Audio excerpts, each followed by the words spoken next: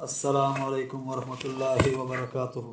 الحمدللہ رب العالمین والصلاة والسلام علی رسول اللہ، اما بعد۔ میں ہوں آصف اقبال، سول انجینئر۔ آپ اس وقت سن رہے ہیں عورت اور اسلامی تعلیم کی ایپیسوڈ نمبر 9، قسط نمبر 9۔ موضوع ہے خلا۔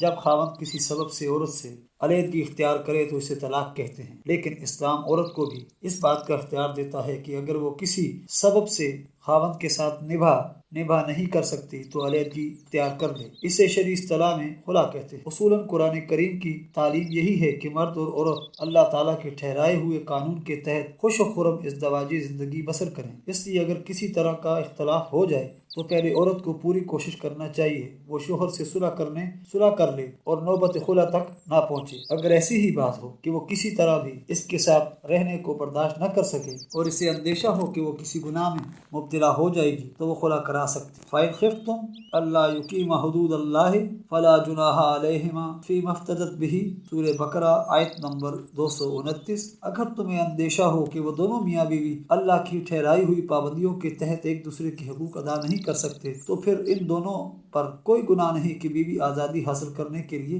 خاوند کو اپنے مہر کا کچھ حصہ بطور معاوضہ دے دے اور یوں آزادی حاصل کر لے۔ گویا طلاق کی طرح خلا کی اجازت بھی صرف اس صورت میں دی جب حدود اللہ کے ٹوٹنے کا اندیشہ ہو۔ خاوند اور بیوی کے جو حقوق اور فرائض ہیں ان کا بیان اوپر ہو چکا ہے، ممکن ہے وہ ان کی ادائی سے معذور ہوں۔ اس صورت میں اگر بیوی علیحدگی چاہے اور خاوند اسے آزاد کرنے پر تیار نہ ہو تو اس کا لازمی نتیجہ یہ ہوگا کہ اس کشمکش میں دونوں احکام شریعت کو توڑ کر اس کی سزا سے بچنے کے لیے ہیلے تلاش کرنے لگیں گے۔ ایسی صورت میں چونکہ علیحدگی کی خواہش عورت کی طرف سے پیش ہوئی ہے، اس لیے کہا کہ اگر تم خاوند سے گلو خلاصی کرانے کے لیے کچھ قربانی دو اور اپنے مہر کو بھی چھوڑ دو تو اس میں کیا حرج ہے، کیونکہ اس علیحدگی سے تمہیں آئے دن کی ذہنی اور روحانی تکلیف سے نجات مل جائے گی، اور اس کے علاوہ حدود اللہ کے ٹوٹنے کے امکانات کم ہو جانے کی وجہ سے تم گناہ سے بھی محفوظ ہو جاؤ گی۔ لیکن اس کے ساتھ ہی خاوند سے کہا کیف تاخذونہ وقد افض بعضکم الی بعض، سورہ نساء آیت نمبر 21۔ تم ان سے مہر کیسے واپس لے سکتے ہو حالانکہ تم ایک دوسرے تک پہنچ چکے ہو۔ پس اگر مرد خلا کی درخواست کرنے والی عورت سے مہر واپس نہ لے اور اسے آزاد کر دے تو وہ اپنے حق کو چھوڑ کر مزید حسن و احسان کا ثبوت دے گا۔ خلا پر پابندیاں۔ فَإِنْ خِفْتُمْ کا مخاطب یہاں حکومت یا برادری ہے، کیونکہ عورت بطور خود خلا حاصل نہیں کر سکتی، یعنی جس طرح مرد کسی مداخلت کے بغیر بیوی کو طلاق دے سکتا ہے، عورت ایسے ہی خود بخود مرد سے علیحدہ نہیں ہو سکتی۔ اگر اس کی درخواست پر مرد اسے طلاق دے دے تو بہتر، لیکن اگر وہ ایسا کرنے سے انکار کر دے تو لازماً اسے عدالت سے درخواست کرنا پڑے گی۔ یہ گویا اس کی جلد بازی پر پہلی پابندی ہے۔ دوسری پابندی مہر کی واپسی ہے۔ جس طرح خاوند طلاق دینے سے پہلے سوچ لے گا کیونکہ اسے عورت کا نہ ادا شدہ مہر فوراً ادا کرنا پڑے گا، اسی طرح عورت بھی غور و فکر کرے گی کیونکہ اسے بھی مہر سے دستبردار ہونا پڑے گا۔ جس طرح قرآن نے طلاق کی وجوہ پر بحث کرنے سے اجتناب کیا ہے، اسی طرح یہاں بھی حدود اللہ کی جامع اصطلاح بیان کر کے خلا کے اسباب پر تفصیلی گفتگو کرنے سے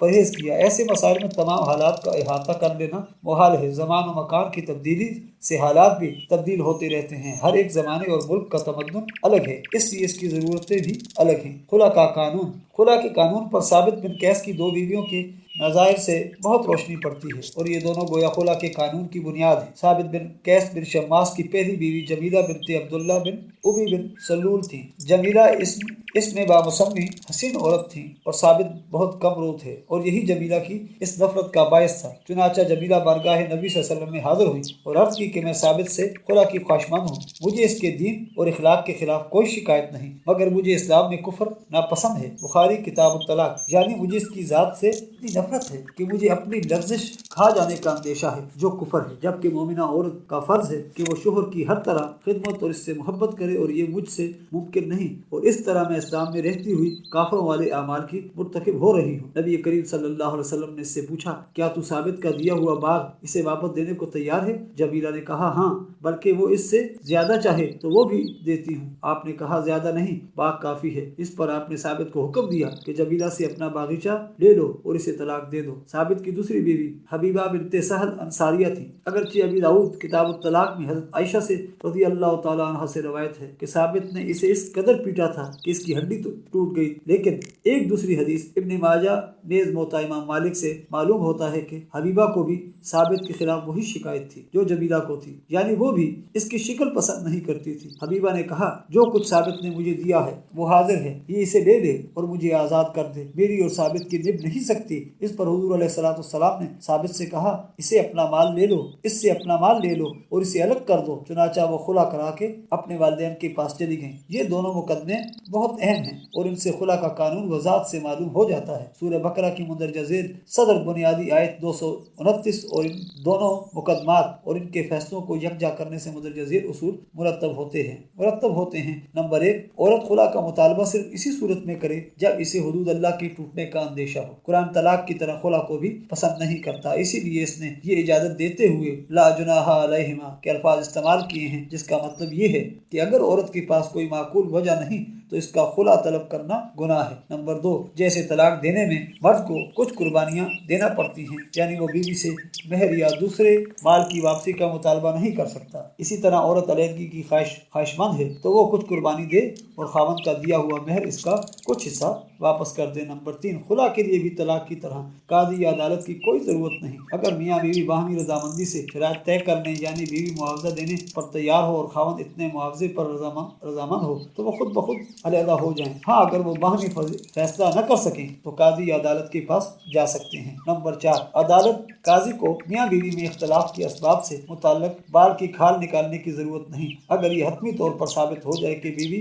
کسی طرح شوہر کے ساتھ رہنے کو تیار نہیں تو وہ خلا کرا دے، کیونکہ عین ممکن ہے کہ بیوی کو شوہر کے خلاف کوئی ایسی شکایت ہو یا شوہر سے نفرت کا ایسا سبب ہو جسے وہ علی اعلان ظاہر نہ کرنا چاہے۔ پس قاضی کا کوئی حق نہیں کہ وہ اسے اس کے اظہار پر مجبور کرے۔ اس کے مقصد کے لیے اتنا ہی کافی ہے کہ بیوی اپنے خاوند سے نکاح نہیں کر سکتی اور نکاح کا مقصد فوت ہو رہا ہے۔ نمبر 5، اگر عورت خلا طلب کرے تو شوہر اسے آزاد کرنے پر مجبور ہے، وہ زیادہ سے زیادہ اپنا دیا ہوا مال اس سے لے سکتا ہے۔ ربی بنت معوذ بن افرا نے اپنے شوہر سے خلا کا مطالبہ کیا، شوہر نے انکار کر دیا۔ حضرت عثمان رضی اللہ تعالیٰ کے پاس قضیہ پہنچا تو انہوں نے حکم دیا کہ تو چاہے تو اس کا منہ باپ تک لے لے لیکن اسے الگ کر دے۔ غرض یہ کہ وہ معاوضہ تو مانگ سکتا ہے لیکن بیوی کو اس کی مرضی کے خلاف روک نہیں سکتا، اور بہتر یہ ہے کہ یہ معاوضہ بھی اس مہر سے زیادہ نہ ہو جو اس نے بیوی کو دیا تھا۔ یہی حکم نبی کریم صلی اللہ علیہ وسلم نے جمیلہ کی درخواست خلا پر دیا اور یہی قرآن کے الفاظ سے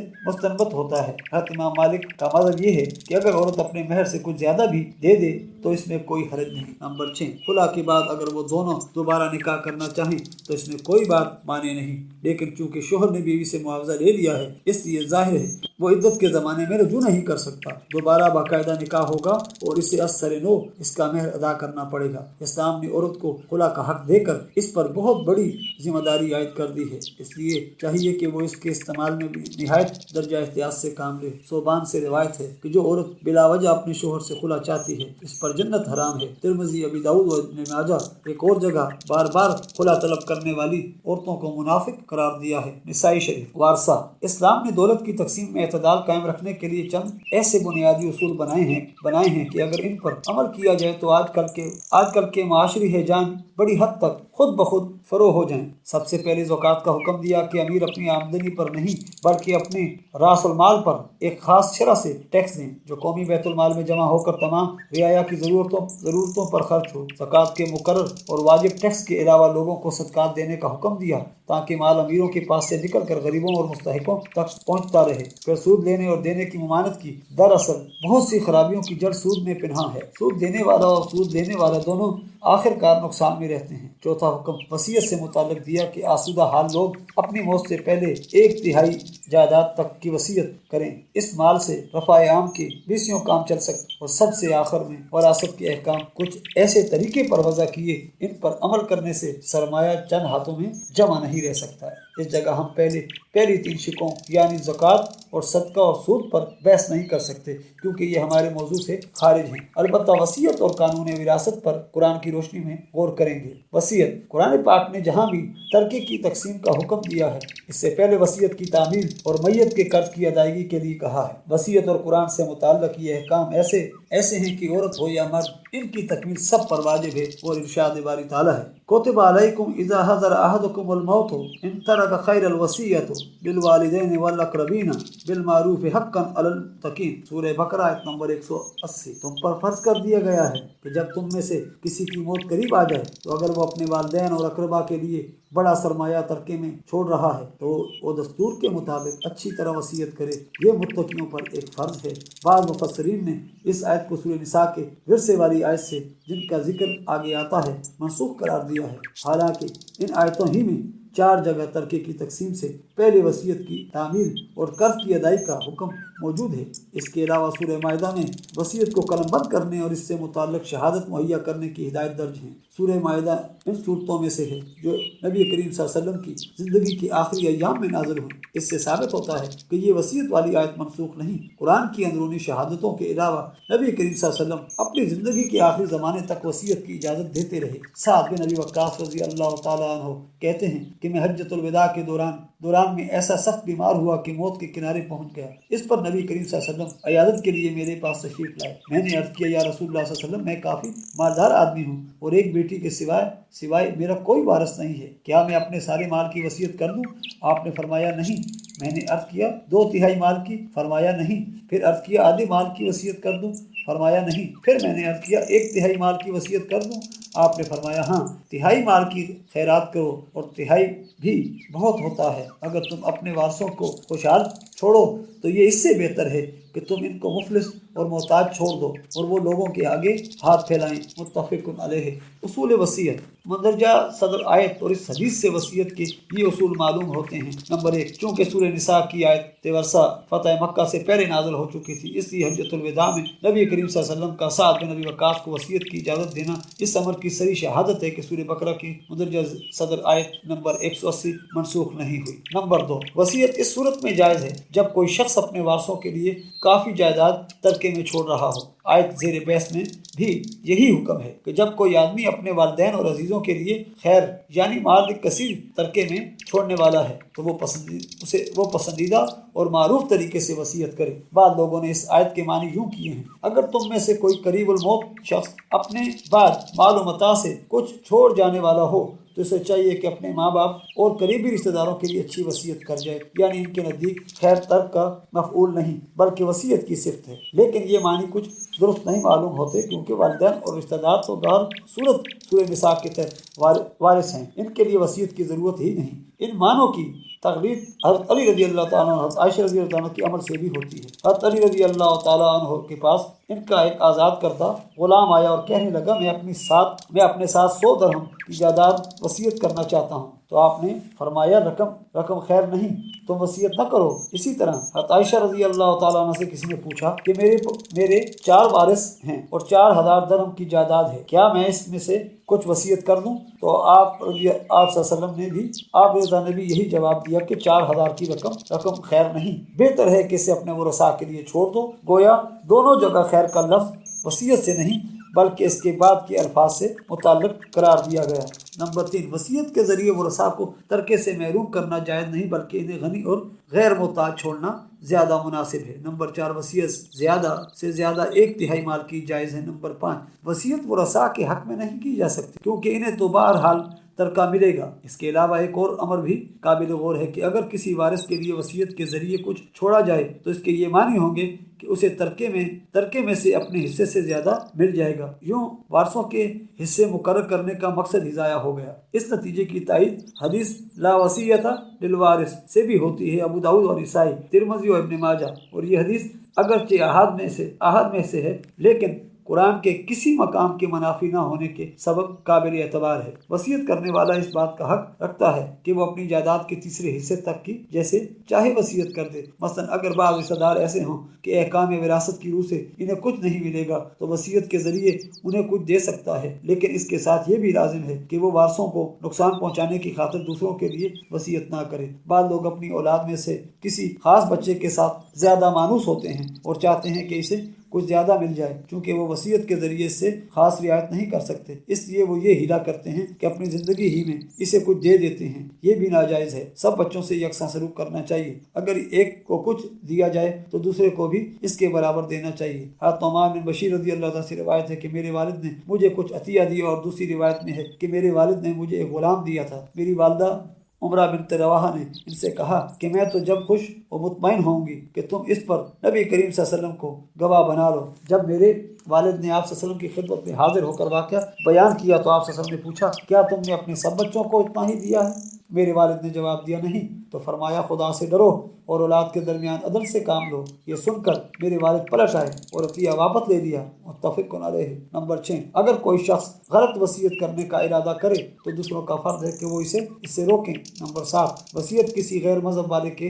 حق میں بھی کی جا سکتی ہے، اور ورثاء کا یہ فرض ہے کہ وہ اس کی تعمیل میں کوتاہی نہ کریں، بلکہ اگر مرنے والے کے کچھ مستحق رشتہ دار ایسے ہیں جو غیر مسلم ہیں تو یہ اور بھی زیادہ مناسب ہے کہ وہ ان کے لیے وصیت کر جائے، کیونکہ غیر مسلم ہونے کی وجہ سے وہ اس کے ترکے میں وارث نہیں ہو سکتے۔ ام المومنین صفیہ نے مرتے وقت 1,00,000 درہم ترکے میں چھوڑے اور وصیت کی کہ اس کا 1/3 میرے بھانجے کو دے دیا جائے۔ صفیہ پہلے یہودیہ تھی اور بعد کو اسلام قبول کر کے نبی کریم صلی اللہ علیہ وسلم کے عقد میں آئی تھیں، لیکن ان کے یہ بھانجے ابھی تک یہودی مذہب پر قائم تھے، اس لیے لوگوں نے اس وصیت کی تعمیل میں تعامل کیا۔ اس پر حضرت عائشہ رضی اللہ تعالیٰ عنہ نے پیغام بھیجا کہ اللہ تعالیٰ کے غضب سے ڈرو اور صفیہ کی وصیت پر عمل کرو۔ تب لوگوں نے ان کے بھانجے کا حق انہیں دیا۔ وصیت میں تبدیلی، کچھ لوگ اس لیے وصیت نہیں کرتے کہ ان کے وارث غالباً ان کی وصیت کے مطابق عمل نہیں کریں گے۔ یہ اندیشہ وصیت نہ کرنے کے لیے معقول وجہ نہیں۔ موصی پر تو عمدہ طریقے سے وصیت کرنا فرض ہے۔ اگر اس کے بعد اس کے وارث اس کی تعمیل میں کوتاہی کریں تو وہ گناہ کے مرتکب ہوں گے۔ وصیت کرنے والا اس کے لیے ذمہ دار نہیں۔ لہا ما کسبت ولکم ما کسبتم ولا تسألون عما كانوا يعملون۔ سورہ بقرہ آیت نمبر 134۔ وہ اپنے اعمال کے لیے ذمہ دار ہیں، تم اپنے اعمال کے لیے، تم سے ان کے کیے کے بارے میں بات پرس نہیں ہوگی۔ تمہارا فرض صرف اتنا ہے کہ تمہیں جو حکم دیا گیا ہے اس پر عمل کرو۔ نبی کریم صلی اللہ علیہ وسلم نے وصیت کرنے کی تاکید کی ہے۔ فرمایا جو شخص وصیت کر کے مرا اور راہ مستقیم اور سنت پر مرا وہ تقوی اور شہادت پر مرا اور اس حال میں مرا کہ اس کے لیے مغفرت ہے۔ ابن ماجہ۔ غرض کہ مرنے والے کے لیے وصیت لازم ہے، بشرطیہ وہ ورثاء کے لیے مال کثیر چھوڑ رہا ہو، اور ورثاء کا فرض ہے کہ وہ اس کی وصیت کی تعمیل کریں۔ فمن بدلہ بعد ما سمعه فانما اسمه علی الذین یبدلون۔ سورہ بقرہ آیت نمبر 181۔ اور پھر جو کوئی اس وصیت کو سننے کے بعد بھی اس میں تبدیلی کرے گا تو اس کا گناہ ان بدلنے والوں پر ہوگا۔ بے شک ورثاء اور لواحقین کا وصیت میں رد و بدل کرنا گناہ ہے، لیکن موصی کا بھی فرض ہے کہ وہ وصیت کرتے وقت کسی کو نقصان پہنچانے کا خیال نہ کرے۔ تقسیم ترکہ کا حکم ایسی وصیت ہی کی تعمیل کے بعد ہے جس کا مقصد کسی حقدار کو نقصان پہنچانا نہ ہو۔ سورہ النساء آیت نمبر 12۔ ایسی وصیت یا قرض کے بعد جس کا مقصد حقداروں کو نقصان پہنچانا ہو، یعنی ایسی وصیت قابل عمل ہے، اور وہ وارثوں کو چاہیے کہ جائیداد تقسیم کرنے سے پہلے اس کی تعمیل کریں۔ پہلے موصی کو حکم دیا کہ کوئی وصیت کسی کو نقصان پہنچانے کی غرض سے نہ کر۔ اب اس کے اعضاء اور دوستوں کو ہدایت کی کہ اگر تمہارے علم میں آ جائے کہ موصی بعض وارثوں کو نقصان اور دوسرے لوگوں کو ناانصافی سے فائدہ پہنچانے پر تلا ہوا ہے، تمہارا فرض ہے کہ اسے اس سے روکو۔ فمن خاف من موص جنفا او اثما فاصلح بینہم فلا اثم علیہ ان اللہ غفور رحیم۔ سورہ بقرہ آیت نمبر 182۔ اگر کسی کو اندیشہ ہو کہ وصیت کرنے والا کسی کی بے جا طرفداری یا گناہ کرنے والا ہے تو ان کے یعنی موصی اور اس کے وارثوں کے درمیان صلح کرا دینے میں کوئی گناہ نہیں۔ بے شک اللہ بہت بخشنے والا اور بہت رحم کرنے والا ہے۔ یہ حکم دینے کی ضرورت اس لیے پیش آئی کہ پہلی آیت میں وصیت میں رد و بدل کرنے والے کو گناہ اور سزا سے ڈرایا تھا، لہٰذا اس بات کا اضافہ کر دیا کہ کوئی ورث فہمی پیدا نہ ہو جائے۔ اگر تم اپنے اثر سے کام لے کر موصی کو اس بات پر آمادہ کر سکو کہ وہ اپنے ورثاء کو ان کی جائیداد جائز حق سے محروم نہ کرے تو یہ وصیت میں رد و بدل نہیں کہلائے گا، بلکہ یہ ایک اصلاح کا کام ہے جس کے لیے نہ صرف تم سے کوئی مواخذہ نہیں ہوگا بلکہ خود موصی بھی جو غلطی کرنے والا تھا وہ اس سے بچ کر مورد رحمت و مغفرت ہوگا۔ وصیت پر شہادت۔ وصیت کو معتبر اور مضبوط بنانے کے لیے حکم۔ سورہ مائدہ آیت نمبر 106۔ اے لوگو جو ایمان لائے ہو، جب تم میں سے کسی کی موت کی گھڑی قریب آ جائے اور تم وصیت کرنا چاہو تو وصیت کے وقت اپنے میں سے 2 معتبر آدمیوں کو گواہ مقرر کر لو۔ اگر تم سفر میں ہو اور موت کی مصیبت پیش آ جائے، مسلمان گواہوں کے نہ ملنے کی صورت میں دوسرے غیر مسلم گواہ بھی رکھ سکتے ہو۔ اگر تمہیں ان گواہوں کی سچائی میں کسی قسم کا شک ہو تو انہیں نماز یا عبادت کے بعد روک لو۔ اس کے بعد وہ اللہ کی قسم کھا کر کہیں کہ ہم کسی معاوضے میں اپنی قسم فروخت نہیں کریں گے، خواہ وارث ہمارا رشتہ دار عزیزی کیوں نہ ہو، اور نہ ہم اللہ کی شہادت چھپائیں گے ورنہ ہم گناہ گار ہوں گے۔ یعنی وصیت کو مضبوط کرنے کے لیے مومنوں میں سے 2 گواہ مقرر کر لو جو تمہارے بعد وصیت کی صحت کی تصدیق کریں، تاکہ وارثوں کے درمیان کوئی اختلاف پیدا نہ ہو۔ مجبوری کی حالت میں مسلمان گواہوں کے نہ ملنے کی صورت میں 2 معتبر اور معزز غیر مسلم گواہ رکھنے کی اجازت دی۔ یہاں اگرچہ گواہوں کے مقرر کرنے کا ذکر سفر کے ساتھ کیا ہے، لیکن اس کا یہ مطلب نہیں کہ گواہ صرف حالت سفر ہی میں مقرر کرو، بلکہ یہاں محض ایک مجبوری کی حالت کا بطور مثال ذکر کر کے عام اصول مقرر کر دیا ہے، کیونکہ سفر کی حالت میں اس حکم پر عمل مشکل ہے۔ اس لیے اجازت دی کہ اگر حالات ایسے ہوں کہ مسلمان گواہوں کا مہیا کرنا محال ہو تو اس صورت میں غیر مسلم گواہ بھی مقرر کیے جا سکتے ہیں۔ البتہ معتبر اور صاحب عدل کی شرط ان پر بھی عائد ہوگی۔ اور صلوات کے بعد روکنے کو اس لیے کہا کہ جب انسان عبادت میں مصروف ہوتا ہے تو خشیت اللہ اس پر زیادہ طاری ہوتی ہے، اور اس حالت میں وہ غالباً اپنے قول یا اقرار یا قسم کا زیادہ پاس کرے گا۔ اگر گواہ مسلم ہیں تو انہیں نماز کے بعد روکا جا سکتا ہے، اگر وہ غیر مسلم ہیں تو ان کی عبادت کے بعد انہیں مندر یا گرجے میں روکا جا سکتا ہے۔ غرض کے لفظ صلوات یہاں بھی عام معنوں میں استعمال ہوا ہے۔ آخر میں قسم کا طریقہ بیان کیا، فَيُقْسِمَانِ بِاللَّهِ، پہلے وہ اللہ تعالیٰ کی قسم کھائیں اور پھر قسم کے یہ الفاظ دہرائیں، لَا تَشْتَرِي بِهِ ثَمَنًا وَلَوْ كَانَ ذَا قُرْبَىٰ وَلَا نَكْتُمْ شَهَادَةَ اللَّهِ إِنَّا إِذًا لَمِنَ الْإِثْمِينَ۔ سورہ مائدہ آیت نمبر 106۔ یعنی ہم کسی معاوضے کے بدلے میں اپنی قسم نہیں بیچیں گے، خواہ وارث ہمارے رشتہ دار یا عزیز و قریب ہوں، اور نہ ہم اللہ تعالیٰ کی شہادت چھپائیں گے، اور اگر ایسا کریں گے تو ہم گناہ گار ہوں گے۔